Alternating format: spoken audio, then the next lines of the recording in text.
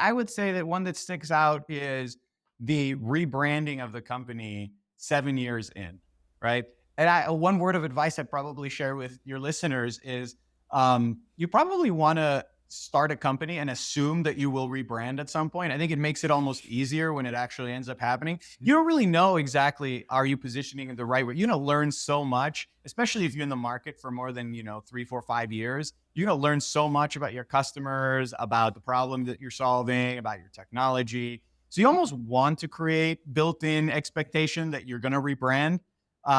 If you don't, it's a lot more painful than if you do. So, our original company name was SaleMove. We realized that we were really, really focused on servicing use cases, right? So the Mm, name SaleMove doesn't lend itself to all of these servicing use cases that we were selling in the field.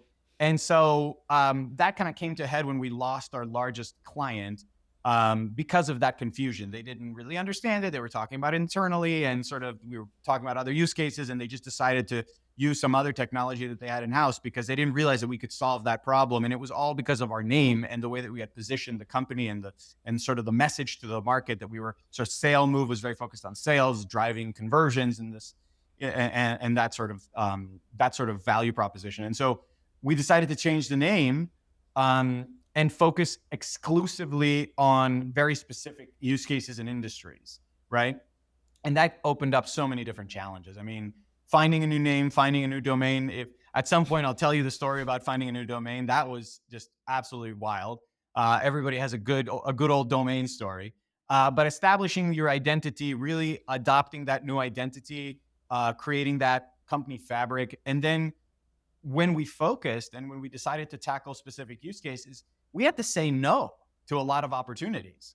We had to literally say, we're going to put you on a wait list for now because this is not in line with what our technology is focused on right now, right?